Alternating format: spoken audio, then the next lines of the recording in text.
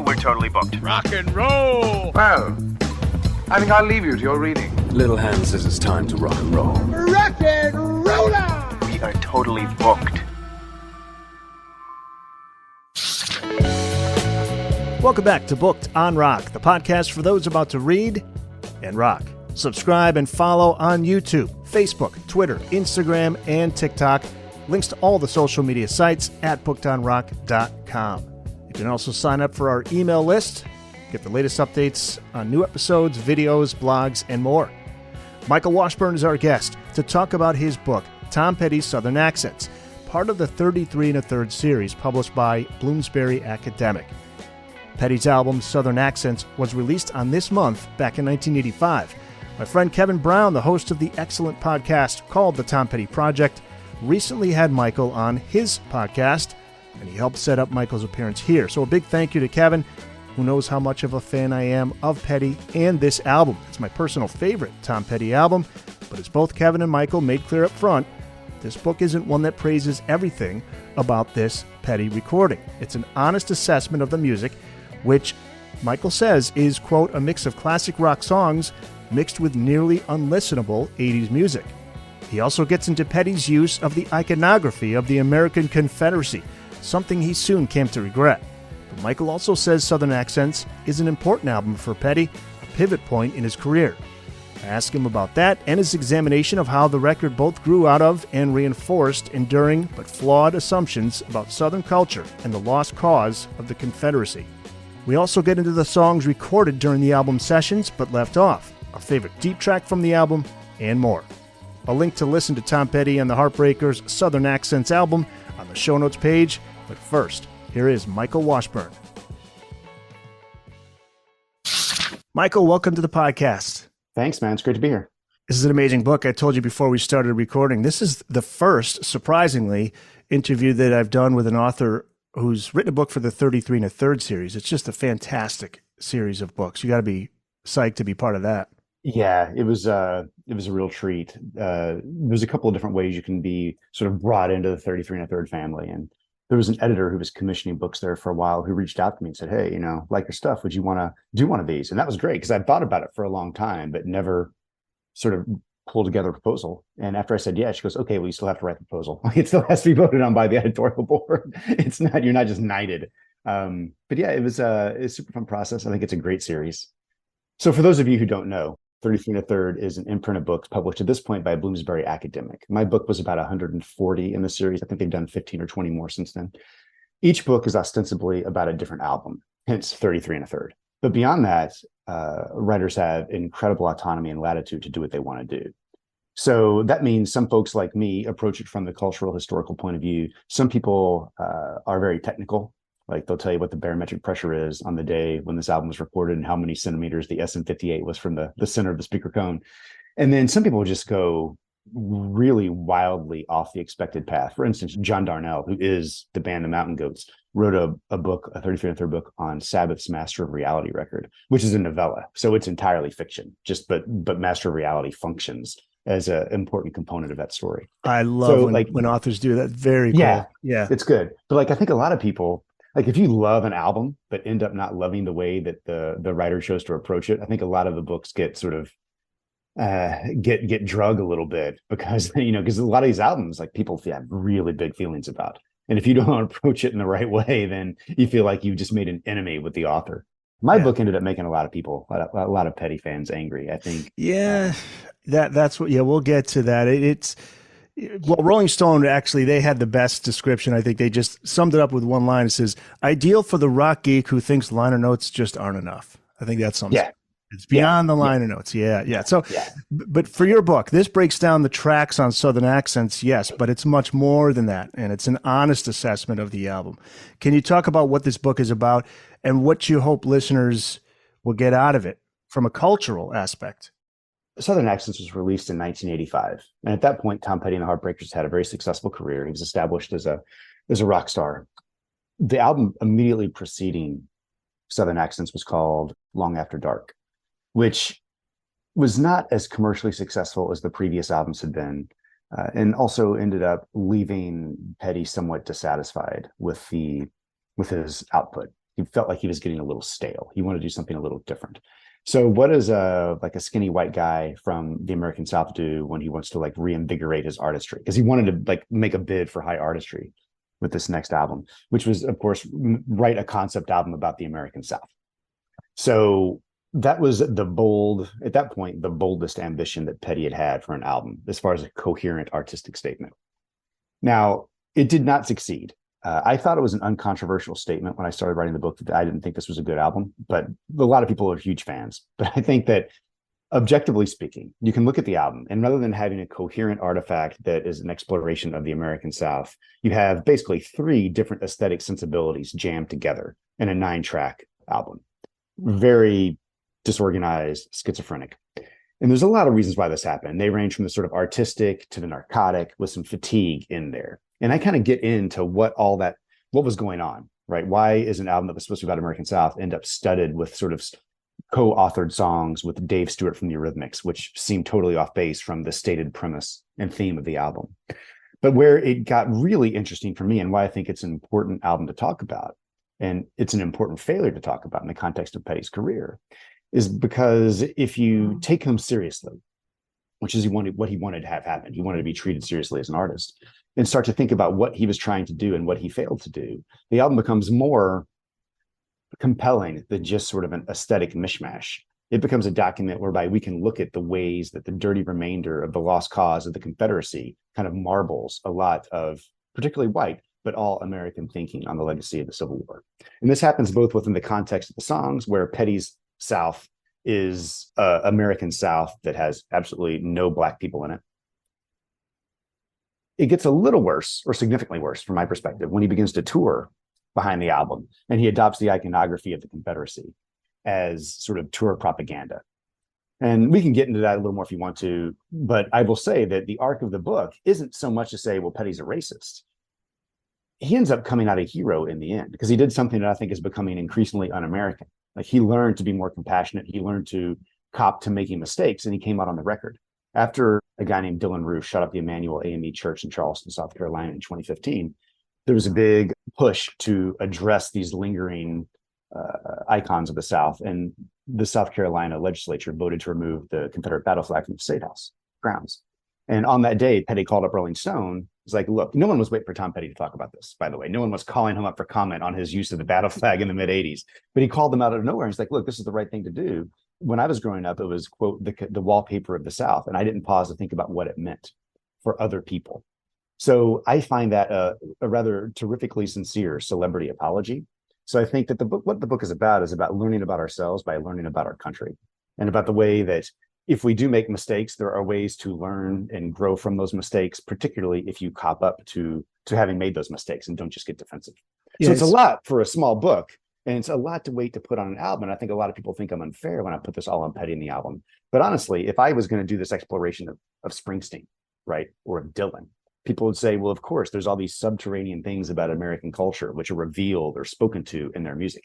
And I take Petty as seriously as I take those guys or anyone. I think it's inevitable. There's always going to be a portion of a fan base that if you say anything negative, they take it almost personally, which I never understood, and I say that because this is probably my favorite Petty album, mostly because it's when I got on board with Petty. So it brings back some great memories, right? Yeah. That's a very important thing. Got the album in the fall of '89, and it just had that fall feel to it. Every time October rolls around, I just listen to it from start to finish. But reading your book, I get it. I understand it. And also... Wait for a second. Did you say you got it in the fall of '89? I bought the cassette in fall of '89. So you bought it... Because Full Moon Fever got me into Petty. Yeah.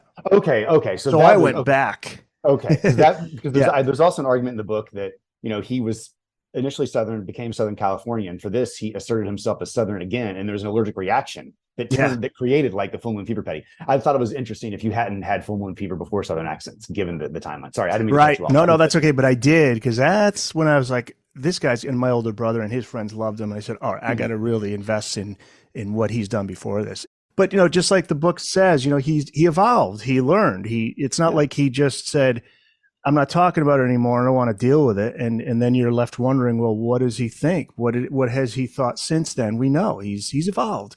But this book, it's a musical study. It's a piece of sociology and history, but it's not written in an academic way. It's an engaging read. So was that a challenge for you to get that message of the book across in a way that's also entertaining, to not make it feel like you're in a classroom? And that's a question I like, and that's a question that no one's actually ever asked me. But it's something I thought a lot about in the writing of the book. The book is fun. The book is dealing with serious things. There are certain things I chose. There are specific words I elected not to use, right? So someone could come to this from the outside and say, well, this is like some guy giving us a 140-page white privilege check, right? But that concept doesn't exist anywhere in there, right? If you want to end up thinking, well, this is about privilege, that's fine. But that's not what I was trying to get at, specifically because I feel like language like that alienates people if they feel indicted by that sort of language. So that right there was the most specific like form of rhetoric that I kept out of the book. But as far as sort of making it entertaining, I've sort of worked in public facing components of universities or in cultural nonprofits for about 25 years. And alongside all of that, there's been this parallel career as a writer where I've done cultural journalism, some travel writing, some political stuff. And what all of that has really been about has been kind of like translating ideas for general public consumption. There's a Saul Bellow quote. The novelist Saul Bellow had this quote that's like something, I'm paraphrasing, that we live in the world of ideas much more than we like to realize, right? We think we live in the world of objects, but we really live in the world of ideas. So a lot of my career has been about sort of like rendering legible the world of ideas that undergirds everything that we do, right? So it's about communicating these things in a way that are compelling for general audience without being off-putting. So that's a lot of what I've done. So it kind of came naturally. But there was a specific way of like inviting petty fans into the story that in a way they'd be like, oh, I'm a little uncomfortable with this, right? But it's still like a good rock and roll book. Like there's discussions of rock and roll and cocaine and partying that are threaded through all this stuff because that's all part of the story.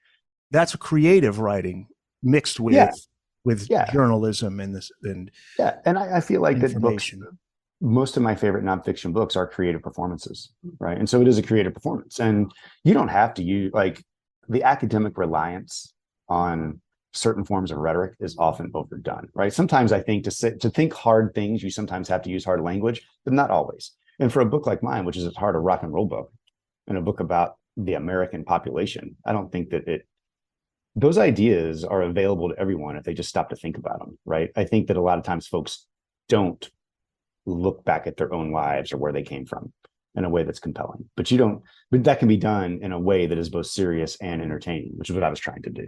To understand why you wrote this book, it's also important to understand your background. You have a chapter in the book titled Born in the CSA. It's powerfully written. There's a moment in the fall of 2017 in a small graveyard in Matthews, Virginia, right? Yeah, Matthews, Virginia. That stirred up some strong emotions. You're from Kentucky, you live in Kentucky, but this moment takes place there. Can you tell the story, where you're from, and how do you feel today about the Confederate flag all these years later? Yeah, so I'm from Louisville, Kentucky, born and raised, was gone for a long time, and now I'm back here.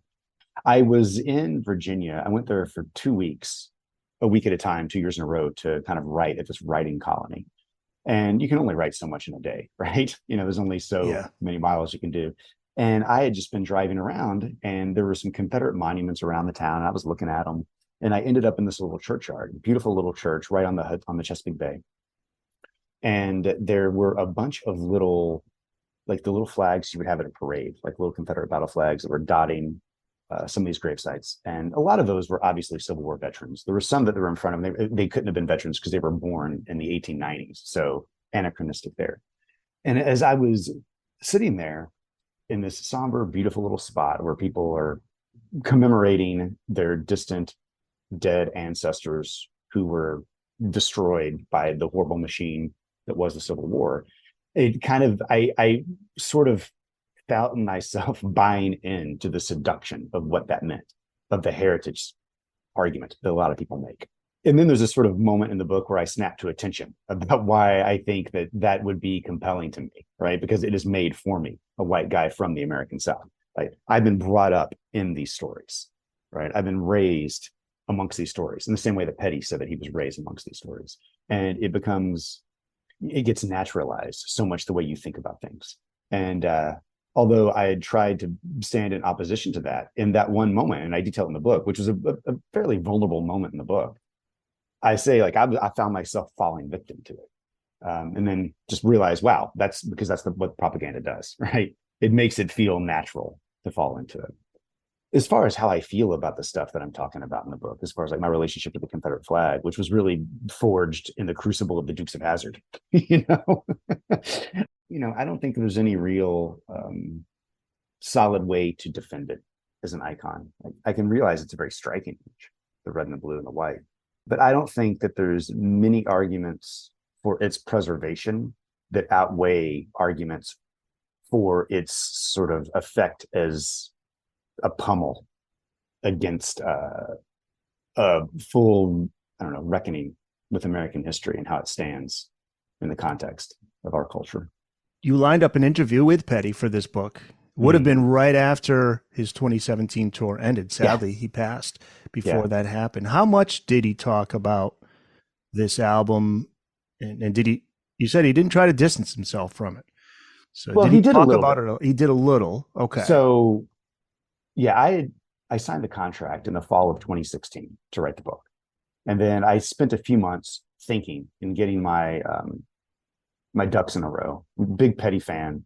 Was absolutely certain that if I didn't have my argument prepared, or at least my sets of questions prepared, and I firmly understood my position, that I would be so swept up in his charisma that I wouldn't even ask him any hard questions. I would just like bask in being around Tom Petty. So I wrote to him, I wrote to his people in January or February of 2017. I was like, hey, I would like to interview Tom Petty. I've signed a contract for this book. And the one question they asked me was, which album are you writing about? And I said, Southern Accents. And it was a woman named Mary Clouser, who, if you know the album Southern Accents, Mary's New Car was written about her. Yeah, that's cool. I didn't know that until reading the book. Like when she answered the phone, like I kind of got, it shut me down for a second. It's the Mary? And yeah, it was weird. And I said, Southern Accent. She goes, oh, well, people never call about that album. Like, we'll get back to you. So within like a week, she got back and said, Tom's happy to talk to you about Southern Accents, but he's about to win the Music Cares Person of the Year award, and then he's going to go on the 40th anniversary tour, whatever tour it was. So it'll need to be after that. So I said, okay, that's great. And we stayed in contact over the course of the time. And I was going to some shows, and I would always send an email and be like, hey, I'm going to be in Nashville. I'm going to be in Cincinnati. If he has time. He didn't have time. I didn't realize at that point, no one knew at that point that he had that broken hip injury that was making his life hell. It was already understandable that he wouldn't have time to meet with some random book person during the tour, but that makes it even that much more understandable. And then on the actual day that I was writing to her to confirm my trip a week later is the day that the news broke of his cardiac arrest. So he was fully on board with talking to me about this, which I think is important because Tom Petty was not an idiot. And he knew that there was no reason why in 2017 someone would want to talk about that album, if not in the context of the American South, the cultural moment that we were in. Like this was like right around the Charlottesville stuff. To talk about the battle flag, right? He knew what he was going to be talking to me about.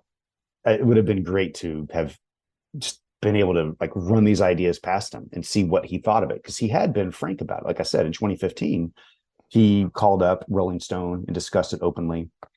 As far as distancing himself from the album, there are, if you look at these sort of archive of interviews, there at some point he says that, oh, this wasn't really supposed to be about the American South. Those are not believable statements because everything else, the majority of his statements and all the actions show that he was promoting it as a Southern concept album. But then on the Let Me Up, I've Had Enough tour, which was the album that came out after it, he was still performing Rebels, the opening track on Southern Accents. It kind of is an up-tempo rocker. And this is when people started showing up with the battle flag at his concert, like it was a Skynyrd show, which, as a side, I mean, I think Skynyrd's relationship to this sort of Southern stuff is a lot more complicated than they get credit for. But people were showing up as the battle flag, with the battle flag. And I believe it was in a show in North Carolina. He kind of announced on the stage that that's not what they were about, that he did not welcome that stuff showing up in the audience. And that's when he stopped. That's when he actually distanced himself from the album. And for the most part, stopped performing songs from the album for quite a while, with the exception of Don't Come Around Here No More. And then maybe a decade later, he reintroduced Rebels into sets. But rather than being a sort of rah-rah, up-tempo rocker, it was when he started performing it basically with just an acoustic guitar and himself. And the song became like a song of mourning and a song of loss, much rather than a sort of like anthemic barn-burning rock song. And so I think that's that shows growth in relation to his own artistic production, I think. Yeah, absolutely. And he did something on that 2017 tour that you write about. He celebrated a vision of racial harmony and how that greatly Yeah. differed from his 85 tour. What was it that he was doing there during American Girl, right? The final Yeah. song? Yeah. Yeah. It's the final song. So the book opens with the last song he performed in public. And this is what he had done throughout the tour. But the final song was American Girl. What a great way to end a career. And there's a big screen behind the stage. And as the song's playing, there's a bunch of images of women. And there's a moment in the book where I ask people to pause and say, when I say American Girl, what do you think of? And I think that it's a pretty safe assumption that everyone thinks of a white woman, right? Especially everyone reading my book about Tom Petty. But in that moment on stage, Petty starts showing just the wild multicultural diversity of womanhood in America. And I think that's a particularly poignant counterpoint to what the backdrop was on the Southern Accents tour, right? Which was a big battle flag. And so, I mean, I want to read that as something like it's definitely an acknowledgement of what America as diversity. I connect it back to growth with the battle flag, right? But that was the point of my book. So one could say maybe that's interpretively extravagant. I don't know. But I think that it is evidence that it's just further evidence that Tom and the band evolved in their understanding of what maybe their fan base was and what it means to be aware of your fellow Americans. The Booked on Rock podcast will return after this. Well, let's go back to the beginning. He's from Gainesville, Florida. He's born in 1950.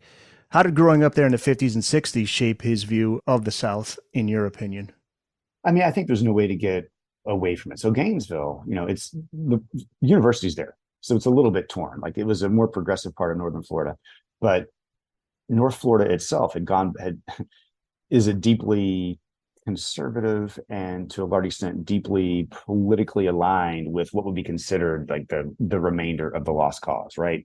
So growing up there pre-Brown v. Board, right, as a white guy, there's no way, and the same goes for me in Kentucky, being born in the mid-70s, there's no way to escape the influence of the culture, right? There's a Confederate monument downtown, had a nickname, I forgot about it.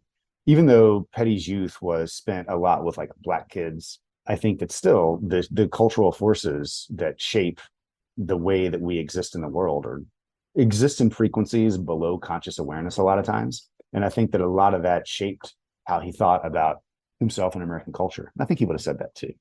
Yeah, I mean, I wanted to say in his defense, I mean, I think it's fair to say that. I mean, it's however those formative years. Yeah. As a child, as a teenager, it takes a while to move past that. And it does. It takes somebody with an open mind too. Yeah, it takes someone with an open mind it definitely takes someone with an open mind. And sometimes you can discover ways out of that trapped mindset yourself. Sometimes you need a nudge. For Petty, the nudge seemed to have been the response to this album. But again, I don't know everything that was going on in his life. Right. People are a lot more complicated than their public productions of art. I both agree that people are of their time, but I also believe that any time we're talking about, there have been people who have transcended sort of that moment in time, right? So just because the atmosphere he grew up in was that sort of Southern white culture, there were people around there who didn't buy into it, right? So I agree that is a defense that can be made, but I don't think that it's an entirely acceptable defense, right? People always need to strive to be better, and Petty did. I think oftentimes folks don't strive to be better. I think that they tend to be satisfied without looking inward at themselves. You do discuss the lost cause myth of the American South in the book. You say it's more known of than known. What is the lost cause, and how informed do you think Petty was regarding the Civil War? I guess it's hard to say, but you can only base it on what he said. Not a lot, and that's just it. Like people can talk about, well, yeah, I know the lost cause, right? But what was it, right? Back when it was erected, in the late 19th century, it was a civic religion. Right? Like it functioned with Robert E. Lee as Christ figure, right? I mean, like literally. But it exists now in things, it can be and sometimes people think this is kind of small, but Aunt Jemima, right, is a remnant of the lost cause, right? The happy Black woman who has maternal instincts, right, to care for people, And that is a direct extrapolation of the myth of the benign slaveholder, right? That enslaved human beings, but these people were so comfortable in their plantations and mansions that they did not care that they had no bodily autonomy. And so therefore they cared and loved the master and his children. And that's there in a pancake syrup, right? I mean, it's tentacular. It gets into everything. We could talk about that for a long time. The root of it is that the biggest remnant of lost cause thinking is that sort of the juxtaposition of heritage, not hate, and to say that what the Civil War was about, despite all the Southern states' explicit and direct proclamations to the contrary, people now say, well, the war wasn't about slavery, right? It was about preserving a way of life, a sort of agrarian way of life that was in distinction from like urban northernness. And that's just patently false. You can look at the historical record and just see that that's not the case. It might have become the case now, right? And this is where it gets tricky. Some people might believe it, right? And so they can feel with deep sincerity, oh, I do believe that what I love about the battle flag is the fact that it's part of my heritage, right? But then like that the word heritage becomes a wall that keeps them from looking at what has built that heritage. Does that make sense? It does. So wait, it's still a book about rock and roll. Right. Well, let's get to that because you did speak with Heartbreaker guitarist Mike Campbell and keyboardist Ben Montench. What a band, by the way, the Heartbreakers. My God. Oh my God, man. Great band. Yeah. Tench talked to you about whether or not the Heartbreakers were a Southern band. I never thought about them. You think of Skinner and the Almonds. Yeah. They never sounded like that. He said their Southernness was more from their love of rhythm and blues, of soul music. Yeah.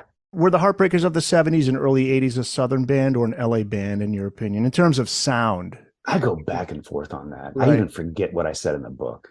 Because like even in the draft, like in between drafts of the book, I would change my mind on that. That's funny. It was almost by design slippery.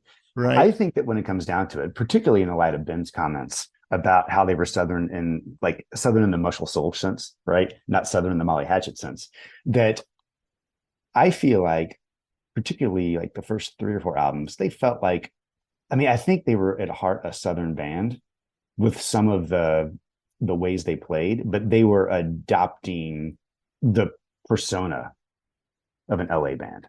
Right. New wave. Right. Remember they were totally, new wave. Yeah.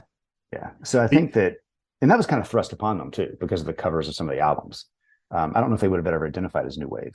But yeah, I think that there was the persona that was projected, which was Southern Californian. But I think, I even say this in the book, like American Girl, relies on the Bo Diddley beat, right? I mean, there is some deep Southern stuff that goes on in a lot of their playing. I think Benmont is like a real, well, he contains multitudes as a player. But I think that his sort of like honky tonk soul is very Southern, right? Yeah. What's funny, his first Flash of Freedom, which came out that's from Mojo. Which would be what year? 2009? 2010? I think so. That was the one where I thought, there's the Almonds. That sounded like an Allman Brothers type of vibe, but a lot of they that always stuff was changed their sound though. Everything, there was always phases. It was like 2 albums at a time, couple albums with one sound, then he was moving to and that's why I was so excited to see what he was going to do next. When he passed it's a bummer. Gainesville, like, I forget precisely, but a lot of the guys we're talking about from like the more standard understanding of Southern rock, like Gainesville, Florida, was a centerpiece for a lot of this stuff, right? Those guys were all around there. They didn't really know each other very well, I don't think, but that was all in the compost. I think it's interesting that you mentioned for me, the first understanding of Petty was Free Fall, right? And I didn't really understand like who he was, how he suddenly showed up on my MTV. Like I did not connect him with the same man who had been in videos I had seen and loved, specifically You Got Lucky and Don't Come Around Here No More. There was such a transition. And like I was a kid, right? You can't fault me for being dumb and not having been born earlier. The top hat look was what I first remember. Yeah. I love the top hat look, but I saw him like hanging out, floating over the mall. And I was like, who is this guy? Right. Yeah. But his ability his chameleon like shape shifting was a pretty exciting thing to track. And the way that it oftentimes went along with changes in the music, not just sort of like what he would wear on stage. Yeah, like Wildflowers in '94. It's like, here he comes again. It's just like he was unstoppable. I know. And what's interesting about Southern accents is because I was just interviewing an author on the book on Pink Floyd's Dark Side of the Moon and the well-known story of Roger Waters writing questions out giving it to people and then forming the music around that. I don't know this story. Oh, yeah. Okay. Yeah. It's cool. Cause he asked questions. He asked of his bandmates first. What keeps you up at night? What drives you crazy about life? What do you worry about? And then while they're recording Dark Side of the Moon, he would pull aside. Paul McCartney was there with Linda, and he did give them cards with questions they answered, but he didn't include it. He wanted more like regular everyday people. Right. So he had like the doorman, and he had, just various people. And he would just ask him questions like, are you afraid of death? Things like that. It's fascinating. But I thought about that with this because it's really cool as to like how musicians get started on a project. And with Petty, he jots down one-word impressions while he's on tour as he looks out the window and he observes. Trailer, accent, apartment, rebels were the words, but another was sheets. But nobody you spoke with could say if he ever pursued that one. And that had me wondering, was he considering approaching the topic of slavery in the South? Yeah, that's a suggestion, but I'm a little rusty on my memory. I feel like that's really mentioned it's mentioned in one of two spots, either in Paul Zolo's book, Conversations with Tom Petty, or in Warren Zane's incredible biography. Oh, yeah, there's a book. Yeah. And also, as an aside, Zane's wrote the very first 33 1/3 on Dusty in Memphis, which is a great book. It's a great book. All right.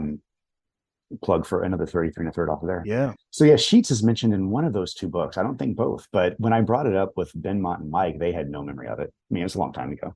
I wish that one of these days when the full archive is opened up that we can find a lyric sheet just to see what that would have been. The biggest loss for me, for the record, is a cover, actually.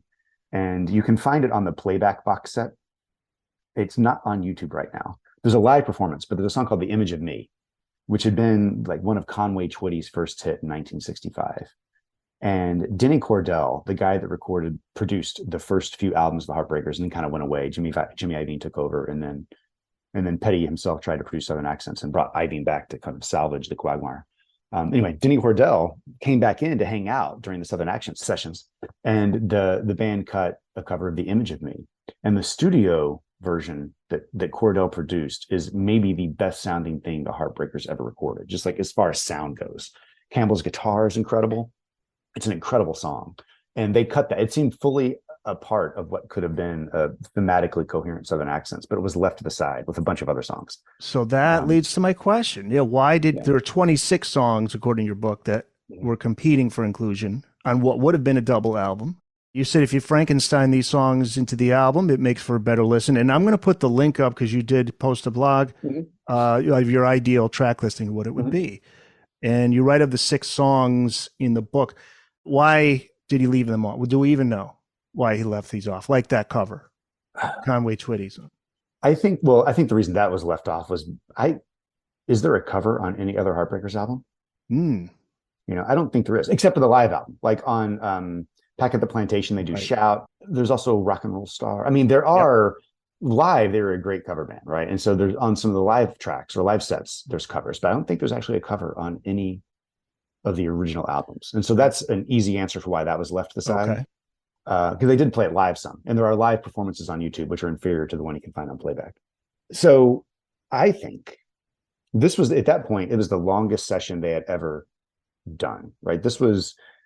They tried to self-produce. It was an artistically ambitious record, or ambitious impulse. They had no one at the helm. I think Mike and Tom were going to produce it. They kind of did not keep control of things.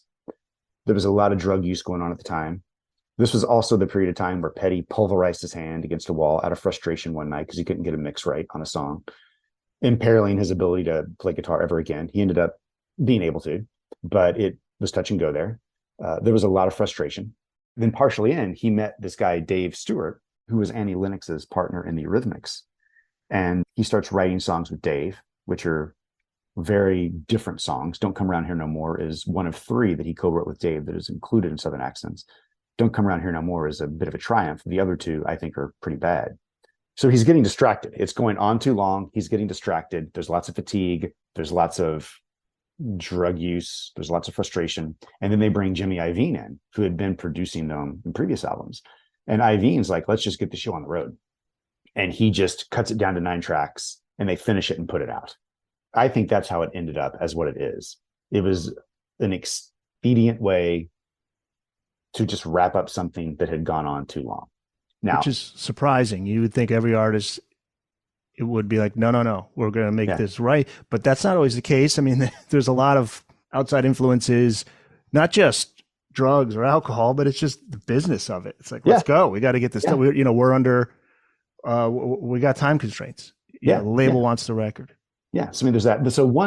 So a devil's advocate argument would be, well, then how can you even say that this was supposed to be a concept album about the American South? Right. Which I feel like is a fair question. And then the response to that would be, well, because that's how he talked about it afterwards. Right. That's how he marketed it. The album cover was supposed to be a Southern evocation. It's a Winslow Homer painting. I talked to the art director. Petty brought his own battle flag to some of the photo sessions. The tour book, which is a now extinct species of tour marginalia, I haven't seen one in a while, had the battle flag on it. There was a little documentary made for TV where he's rolling around the South, commenting on Southern culture, and he's in Gainesville wearing some battle flag stuff and commenting on the culture of the South. So the tour was steeped in this stuff. And again, the way he spoke about the album was as a concept album about the American South. I have the link to your blog there. I just want to throw out some of the song titles, just to get people pique their interest. Like, what would that song or so? Well, a lot of these are on YouTube. You can hear them, so that's cool. And they are official releases now, most if not all, right?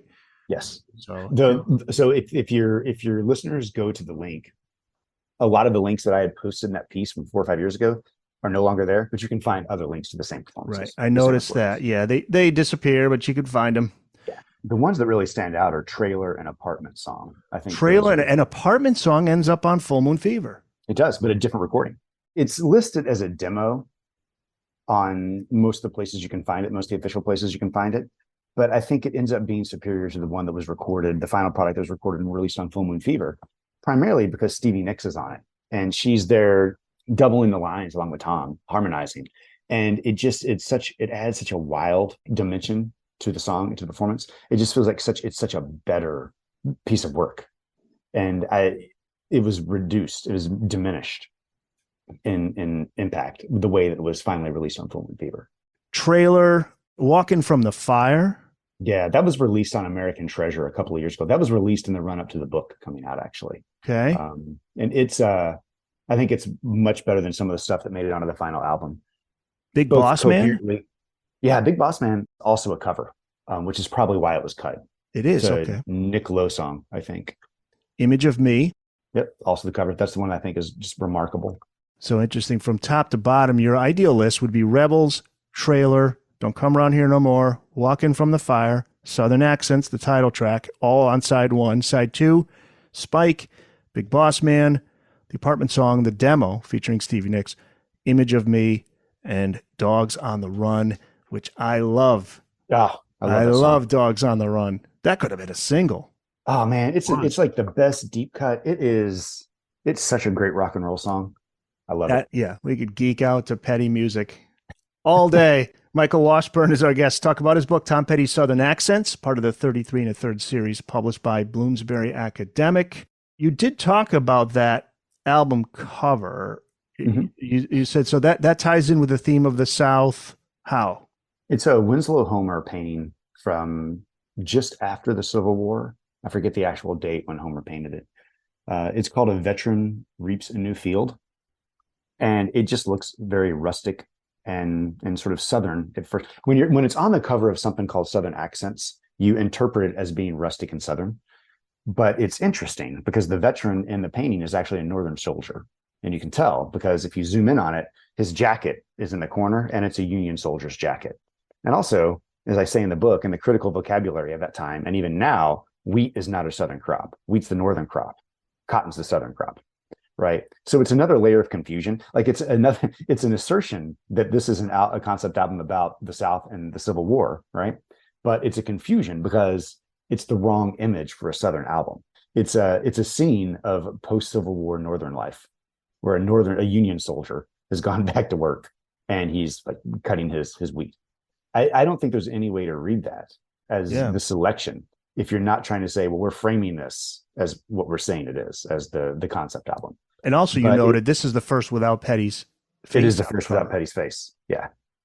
The song Spike was inspired by an actual place in the South, right? This is a good one. He tells that story a lot, right? So when you listen to live versions of South, they kind of get the groove going, and he talks about this bar and this guy that came into a bar. This is where we get Tom's humor. And then he tells it with this sort of like his version of like a Southern yokel's accent for the most part. It's super fun. It's a lot of fun. You're a badass. Yeah. But then like there's a line in it where he's like, you're afraid of the future. And I think that's the most telling line in the entire song, right? In the context of the album he was putting it on. And that's Tom Petty, because he can wrap up an entire emotion with one line. Nobody did it better. Yeah. It's a super fun song. And the interesting story behind that song, I think Benmont tells me this story, is that there was everyone was high, everyone was stoned during that, but they were on a couple of different substances. And that song is a product of sort of being under the influence when they were recording. But it's a fun song, and there's some live performances of it that are just so good. Go back to Dogs on the Run. There's a connection to Rebels there. What's the connection to the song Rebels? Yeah, so the way that the initial concept album was framed out is that it was going to sort of tell a series of like vignettes from the perspective of a down on his luck Southern guy, right? He's the protagonist, for lack of a better word, of the song Rebels. He shows up in a few other spots. He's in Dogs on the Run. I would argue that he's also in Southern Accents, and he's also in Spike. The point was to just show this guy different like sort of slices of this character's life. So the guy that is in like washing up in Dogs on the Run is the same guy that starts out the album in Rebels, right? And there's this sort of like through line of frustration in all of that character's songs on the album, like frustration and mourning.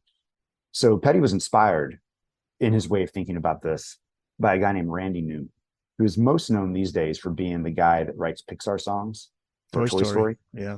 But in the 70s, Randy Newman was an incredible songwriter. Yes. But in the 70s, he did some stuff that I don't think anyone can get away with now. But he wrote these songs that transcend the notion of satire. And they're just deeply uncomfortable songs, right? Short People. Sail Away. What's that? Short People's his most famous song, right? So that's almost funny, right? But then there's a song called Sail Away. Sail Away, okay. Which, just listen to Sail Away. I don't want to tell you much about it, but it is a crazy song. And there was an album called, Randy Newman put out an album called Rednecks, maybe? God, I forget what it was called. But it was a song book about the South. It was telling a bunch of stories about these folks in the South. And a lot of them are pretty rough, stories. And Petty had listened to it and was very inspired by Newman's artistry and decided that he wanted to do something like that too, and write a series of what he called story songs that were supposed to be about the protagonist of Rebels and Dogs on the Run.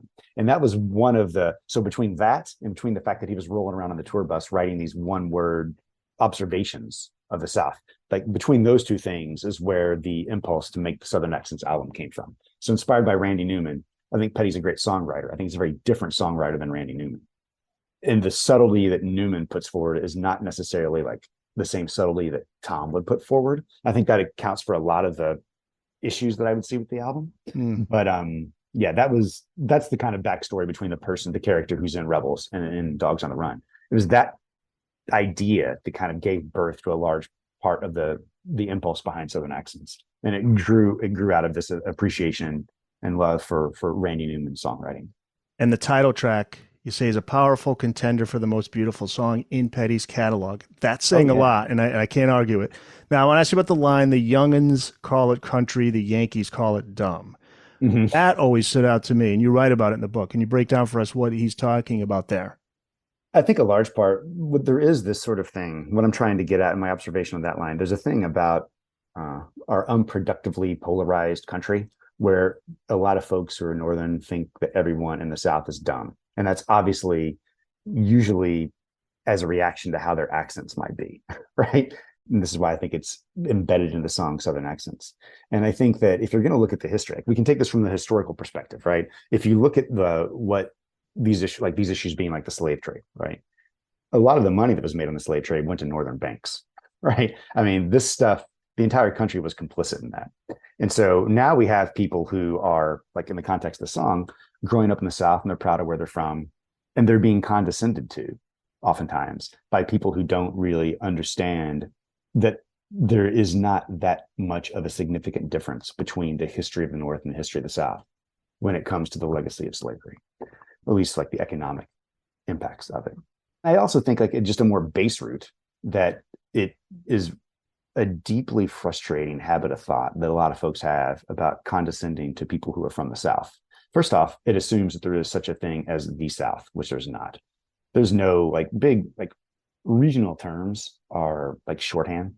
Like in a way, they're like cliches we use to just identify big chunks of the country. But it's unfair to every sort of individual or subculture within a region to say, well, there is the South. And so calling it country versus calling it dumb is a really quick way that Petty manages to distill like an arrogant attitude that a lot of Northern folks have toward a lot of Southern folks. One reviewer on Amazon wrote that Petty would have appreciated the even-handed approach your book takes when discussing the problems with the album and Petty's attempts to make amends for the misstep. What do you think Petty would have thought of the book? Oh, I mean, I sent copies to Benmont and Mike, and then Benmont and I had a Twitter DM exchange about it, which was good. I think that Petty would probably think two things about it. I think that he would come away from it probably appreciating the seriousness with which I took him and his art. I think he might have I thought too much about it, right? Just thought a little bit too hard about some of the stuff. But I think that overall, us fans always do that. Yeah. I think that overall, we can't help it. It's true. I think he would have been appreciative of the fact that I was looking at something that I found problematic on its face. And then after thinking about it a little bit longer, realized that it really, like the issues that I find with the album just end up setting up this transformation, which makes him that much more of a person that you can aspire to admire, or that you can straight admire. Because the story is one of someone, you know, you mentioned earlier, it's like you're born in your times. It's where you're born from. It's someone who managed, despite like the insularity of wealth and fame, found a way to transcend himself, actually think in complex ways about previous behavior, and then come out the other end a better person. I don't see how he could dislike that. I think he would probably really dislike some of the judgments I make about some of the songs in the album. But I think overall, like the arc of the book, I think he would have appreciated. Sure. But I think, I mean, cards on the table, I'm pretty hard on certain tracks on the album as released. And I think that might probably sit uncomfortably with him.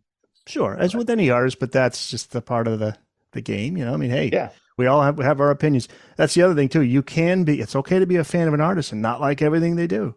Yeah, it is totally. Just, especially when you've been around as long as Petty was, there's a huge body of work. You can't just say, I love every single thing they do. Yeah. So I think, he would have been probably, bristled at that, but at the same time, like, yeah, I get it. You know, it's my fans aren't going to like everything I did. Yeah. What was the Primus best of? They can't all be zingers. That's the best of the title. Yeah. Tom Petty's Southern Accents, part of the 33 1/3 series, published by Bloomsbury Academic. It's been out since, I think, 2019. So it's out there. So it's available wherever books are sold. Any websites that you want to let people know about, anywhere people can reach you on social media? You know, I have not really been very active anywhere. My Twitter handle's down, so not really. You can shoot me an email at michael.a.washburn@gmail if you want to send me a hate letter.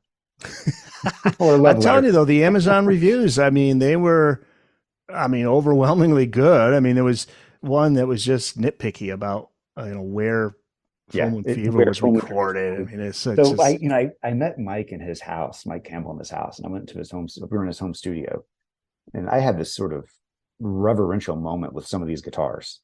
Like he was showing me the Rick and cover of Damn the Torpedoes. He showed me the Les Paul he recorded Stranger in the Night with. And then his very famous early 50s broadcaster, basically a Telecaster, was kind of sitting in the corner. This pile of cables. Just, like, incredible. But he told me that in the kitchen that we were standing in was where he recorded the bulk of Film and Fever. And one of the reviewers, and this is the only one I responded to, it's like, we all Petty fans know this was recorded. And she named some other place. And I was like, look, I knew better than to do this. I was like, look, not to be that guy, but like Mike Campbell himself told me. I know. Like straight from the mouth, from the horse's mouth, But even that is probably, no. He's wrong. Yeah, exactly. He was there. Yeah. I know. But no, overall, the Amazon reviews were really, I just think that they were all in line with how I felt about the book. It's just an honest assessment, and it's a good ending. Tom Petty evolved. He learned. Yeah, understood. The book is out there. People should really get it. And we were talking this series, the 33 and a Third series. There are so many great books. So many great books. They're all on Amazon. You can find them. So yeah, I mean, poke around. Some of them are super fun. All of them are super smart. absolutely. Michael, thank you so much. Thanks, sir. It was a good time. Had a lot of fun.